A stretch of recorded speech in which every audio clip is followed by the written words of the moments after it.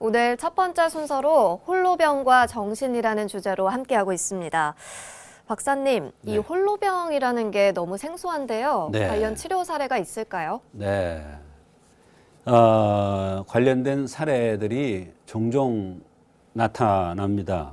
이와 관련된 사례인데 의사들이 잘 몰라서 호로증, 그러니까 이게 오래되면 호로증이 되거든요. 호로증이 되는 그런 경우가 많이 있습니다. 한 번은 일본에서 30대 중후반의 여성이 내원했습니다. 근데 진찰을 하는데 좀 이상해요. 그래서 이런저런 얘기를 물어보는 가운데 직장을 자기는 잘 다니는 모범생이었는데 어느 날부터 자꾸 자기 자리에 앉아 있지 않고 밖으로 자꾸 나가면서 집중하지 않는 모습을 보이더라면서 직장 동료들이 딱 알아차릴 정도로 좀 이상한 현상이 있었다고 했습니다. 그런데 맥을 봤더니 도금무양에 대한 맥이 나왔고 눈썹이 진하면서 살짝 누워 있었고 눈동자에 광채가 났습니다. 그래서 이것은 여러 가지로 볼 때 도금무양에서 나타나는 증상으로 판단되어서 감히 억간탕이라는 약을 투여했는데 상당히 좋은 현상이 나타나서 오늘 소개를 하는 것입니다.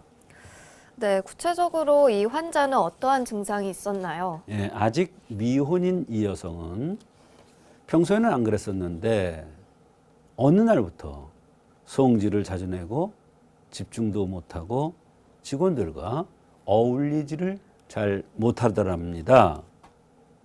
전에는 아주 모범적인 그런 직원이었다고 했습니다. 그런데 맥을 살펴보니까 간맥이 현안맥이 나왔어요. 또 자세히 살펴보니까 눈동자가 유난히 빛이 나는 이런 눈동자였어요. 눈썹이 진한데 싹 누워 있었습니다. 그래서 남자친구 관계를 물으니 본인은 대답하지 않고 뒤에 앉아있던 엄마가 대신 대답하는데 몇 년 전에 남자친구와 헤어졌다고 했습니다. 네, 그래서 어떤 치료 방법을 쓰셨을까요? 맥이나 주변 환경, 나타나는 증상들로 볼 때 홀로병의 전형적인 모든 조건이 확인되어서 감히 억간탕이라는 약을 투여하였는데 한제 복용하고 나서 첫째 변화가 화를 훨씬 덜 낸다는 것입니다. 이게 확실하게 아니라 눈에 띄게 좋아졌다는 것입니다. 사실 이 한약은 맞지 않으면 복용하기 상당히 어렵습니다. 그러나 이 약을 복용하면서 여러 가지 좋아지는 가운데 화를 내지 않는다는 것은 제가 판단을 한 맥이나 이런 모든 것이 맞아 떨어졌다는 것입니다. 이 여성이 이 다른 약들은 그동안에 잘 못 먹었었는데 이상하리만큼 이 약은 잘 복용하더라는 겁니다. 그것은 무슨 얘기냐? 바로 이 약이 나한테 꼭 필요한 약이라는 것입니다.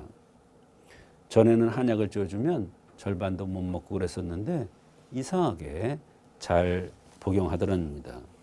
그 한제가 다 들어갈 때쯤부터는 많이 좋아진 것을 느끼며 신기해 하다는 것입니다.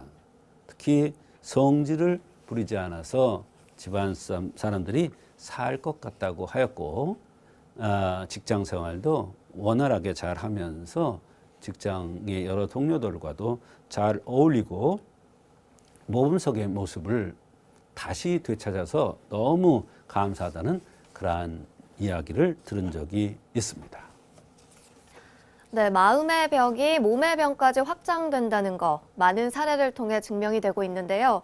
오늘 함께 알아봤던 홀로병도 마찬가지입니다. 혹시나 내가 또는 내 주변의 지인들이 이 홀로병을 앓고 있는 건 아닌지 한번 체크해 보시기 바랄게요.